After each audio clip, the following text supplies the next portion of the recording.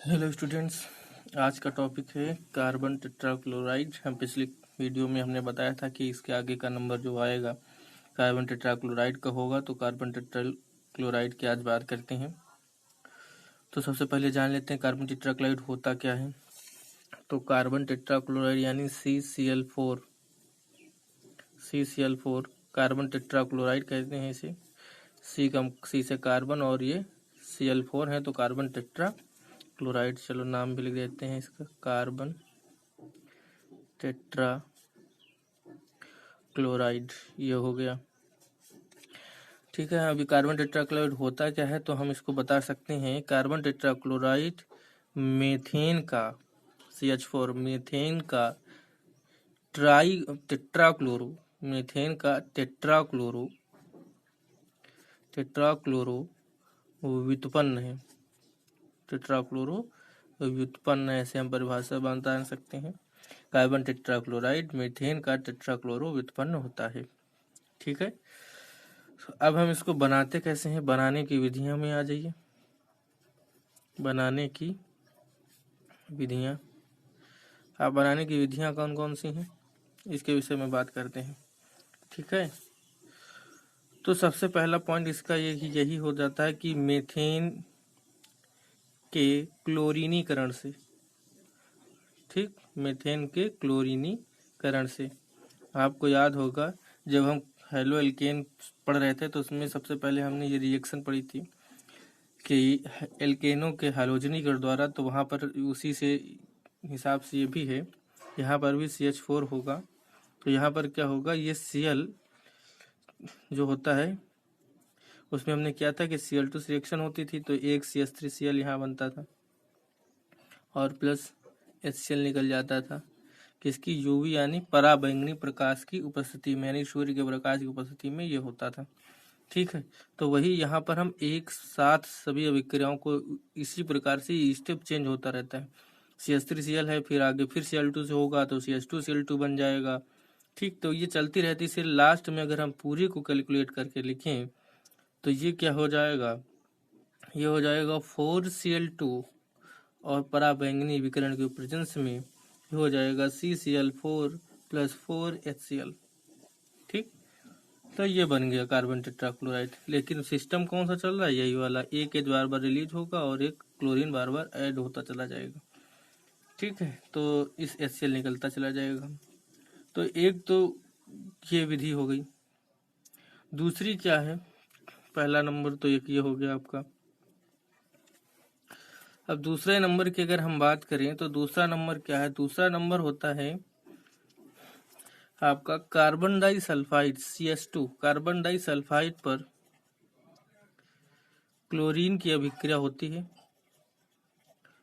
Chlorine की अभिक्रिया कराने पर, लेकिन उपस्थिति किसकी होगी, प्रेजेंस में, प्रेजेंस होगी। जैसे उत्प्रेरक है Fe है, AlCl3 है, एल्युमिनियम क्लोराइड है, तो इन चीज़ों की प्रेजेंस में अभिक्रिया होगी और तब ये जा करके बनेगा जाके। तो जैसे CH2 हमने ले लिया और यहाँ पर क्या ले लिया, क्लोरीन ले लिया Cl2, प्रेजेंस इनमें से किसी को कर दिया, AlCl3 की हमने प्रेजेंस कर ली, तो बनेगा क्या, यहाँ पर बनेगा CCl4 बनेगा। ठीक है, और क्या बनता है, और बनता है जिसका नाम है H2Cl2। H2Cl2 क्या होता है, H2Cl2 का नाम होता है सल्फर मोनोक्लोराइड। ठीक है, अब देखो इसमें क्लोरीन कितने लगे, 4, तो 6, तो 3 से गुणा कर दिया तो H2Cl2 बन गया। ये क्या है, सल्फर मोनोक्लोराइड, ये कार्बन टेट्राक्लोराइड, ये निर्जल AlCl3 यानी एल्युमिनियम क्लोराइड। तो एक तरीका तो ये हो गया, इसका नाम याद रखेंगे, सल्फर मोनोक्लोराइड। ठीक, कार्बन टेट्राक्लोराइड एक ही हो गया। और तीसरा प्रोसेस एक और भी देख लीजिए। तीसरा प्रोसेस क्या है, तीसरा प्रोसेस है जो जिसके विषय में आप खूब डिटेल में पढ़े हो, क्लोरोफार्म से। क्लोरोफार्म से, अब क्लोरोफार्म से भी क्या हुआ, क्लोरोफार्म आप जानते हो CH3 होता है, इसकी अभिक्रिया क्लोरीन से करा देंगे फिर यूवी की प्रेजेंस में, तो ये फिर क्या बन जाएगा, ठीक है ऐसे ही जैसे ये रिएक्शन होती है ये वाली, तो ये फिर क्या बन जाएगा, CCl4 और एक HCl बाहर हो जाएगा, तो क्लोरोफार्म से भी हो गई। ठीक है, और एक चौथा प्रोसेस है, उसको और ध्यान से समझिए। चौथा प्रोसेस क्या है, और वो थोड़ा अच्छा भी सिस्टम है उसका, समझेंगे। प्रोपेन। प्रोपेन के विषय में तो तुम लोगों ने सुना ही होगा, प्रोपेन क्या होती है, ठीक है। प्रोपेन के विषय में तो जानते ही हैं, प्रोपेन का एल्केन श्रेणी का, जिसमें प्रोप का मतलब हो गया 3 कार्बन, ठीक है। और प्रोपेन है तो 3 दूनी 6, 2 8 हाइड्रोजन, CnH2n+2 के सूत्र के हिसाब से, ठीक है। तो इसमें देखिए प्रोपेन से कैसे बनाएंगे, तो प्रोपेन यानी C3H8, ये हो गई। अभिक्रिया किससे होनी है, अभिक्रिया यहाँ पर प्रोपेन की होगी क्लोरीन से ही होगी, ठीक है। लेकिन इसमें कंडीशन थोड़ा ज़्यादा है, क्या है, टेम्परेचर हाई होगा लगभग 400 डिग्री सेल्सियस, ठीक है। और वायुमंडलीय दाब भी होगा कम से कम 70 से 100 ATM, ATM मतलब वायुमंडल, ठीक, इतना प्रेशर भी होगा, 70 to 100 ATM। और फिर यहाँ पर बनता क्या है, यहाँ पर 2 चीजें बनती हैं, ये यानी कार्बन की चेन C3H8 है, ये जो कार्बन की चेन है ये टूट जाती है, ठीक है। तो यहाँ पर बनता क्या है, यहाँ पर बनता है CCl4 प्लस C2Cl6, C2Cl6, ठीक, और प्लस 8HCl निकल जाएगा। अब सोच रहे हैं कि अब यहाँ पर Cl2 कितने होंगे, क्लोरीन, तो कितने हो गए, 8 HCl निकल रहे हैं, 8 से इसको मल्टीपल कर देंगे, 8 दूनी 16 हो जाएंगे, और 4 ये, ठीक है, और 6 4 10, सॉरी 18 हो रहे हैं, 9 से गुणा होगा, 9Cl2 कर देंगे, 9Cl2, ठीक, 6 4 10 और 8 18, ठीक। तो ये CCl4 और C2Cl6 9Cl2 से मल्टीपल करेंगे तो ये बन गया कार्बन टेट्राक्लोराइड। और ये काफ़ी इम्पोर्टेंट भी हो सकती है आपके आने वाले एग्जाम के लिए, तो ये समझ लीजिए, क्योंकि ये स्पेशल रिएक्शन इसलिए हो जाती है क्योंकि प्रोपेन है, फिर 9Cl2 से रिएक्शन भी, तो यहाँ पर CCl4 बन रहा है और ये C2Cl6, C2Cl6 क्या हो गया, हेक्साक्लोरोएथेन भी इससे बोल सकते हैं, हेक्साक्लोरोएथेन, ठीक है। हेक्सा यानी Cl6 है तो हेक्साक्लोरो हो जाएगा, और 2 कार्बन C2Cl6 है तो हेक्साक्लोरो, और 2 कार्बन के लिए एथेन, ठीक। तो ये तो थी बनाने की विधियां, तो 4 प्रोसेस हमने इसमें पढ़े। सबसे पहले हमने क्या पढ़ा, मीथेन के क्लोरीनीकरण से बनाया हमने CH4 4Cl2 ultraviolet rays UV यानी कि प्रेजेंस में, तब बन गया कार्बन टेट्राक्लोराइड। दूसरा बनाया कार्बन डाइसल्फाइड से बनाया, ठीक, जिसमें उत्प्रेरक यूज किए गए थे, कैटालिस्ट, Fe और AlCl3 वगैरह। इसके स्थान पर ऐसे हम और भी उत्प्रेरक के रूप में ले सकते हैं, जैसे कि SbCl5 भी एक होता है, यानी क्या होता है SbCl5 एंटीमनी पेंटाक्लोराइड, तो ये ऐसे उत्प्रेरक और भी इसके स्थान पर ले सकते हैं। आयोडीन भी लिया जा सकता है, कहीं कहीं पर दिखाया गया है। क्लोरोफार्म से भी तीसरा बनाया हमने, ठीक, तो प्रोपेन से भी हो गया। तो ये 4 प्रोसेस हमने बनाने की विधि जो इससे संबंधित हैं। अब इसके कुछ हम भौतिक गुण हैं, जो फिजिकल प्रॉपर्टीज हैं, उनकी चर्चा कर लेते हैं। तो फिजिकल प्रॉपर्टीज में आप लोग थोड़ा बहुत से सुन लीजिए, और फिर आप कर लेंगे ध्यान से। फिजिकल प्रॉपर्टीज इसकी कौन सी है, ठीक, यानी कि भौतिक गुण। भौतिक गुण, तो भौतिक गुण में आप समझ लीजिए, जैसे कि पहला नंबर हम बोल देते हैं। पहला नंबर आपका है, जैसे कि यह एक रंगहीन मीठी गंध वाला द्रव है, ठीक है, यह रंगहीन मीठी गंध वाला लेकिन विषैला द्रव है, ये भी याद रखिए, यह रंगहीन मीठी गंध वाला विषैला द्रव है। दूसरा हो गया, ये जल में अविलय, जल में अविलय यानी जल में घुलने वाला नहीं है, और कार्बनिक विलायकों में विलय है। ये अक्सर होता है, जो चीज जल में अविलय होती हैं वो कार्बनिक विलायकों में विलय होती हैं, तो वही है, ये जल में अविलय है और कार्बनिक विलायकों में विलय है।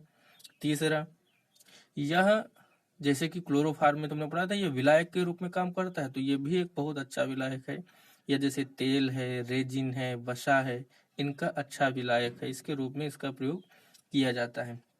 और इसका सबसे महत्वपूर्ण जो एक गुण है भौतिक गुणों में, वो भी आता है कि इसका ये अज्वलनशील है। अज्वलनशील मतलब ये जलने में सहायक नहीं होता और ना ही जलता है, ठीक है, ना ही जलता है और ना ही जलने में सहायक होता है। और इसी कारण इसका एक नाम भी रखा गया जिसका मतलब है पायरीन।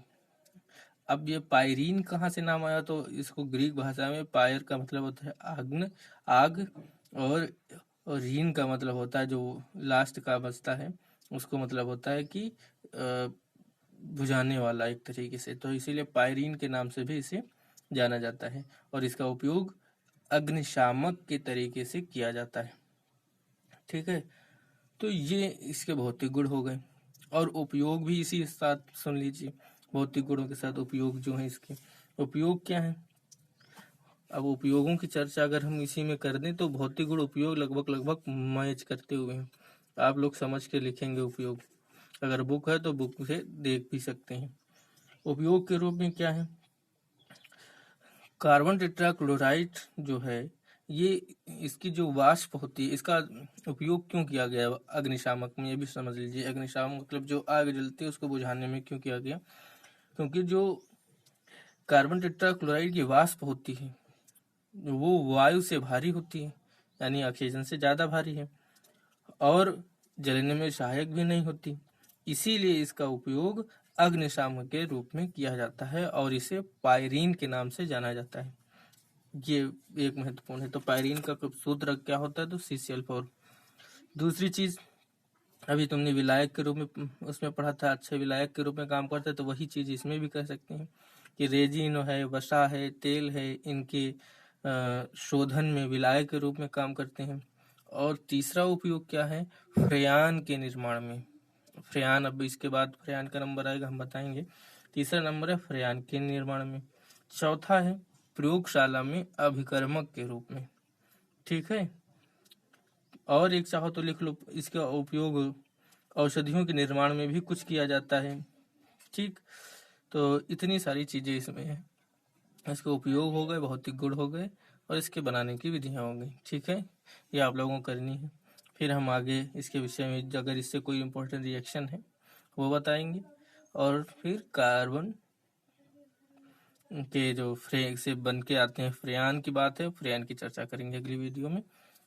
Thanks for watching. और हाँ, सभी लोग चैनल को सब्सक्राइब कर लें और अपने कमेंट भी देते रहिए और जो आपके साथी हैं, क्लासमेट्स हैं, उनको भी बताते रहिए कि अपना स्टडी करते रहें और लगातार वीडियोस ऐसे ही मिलती रहेंगी। ठीक है, ओके।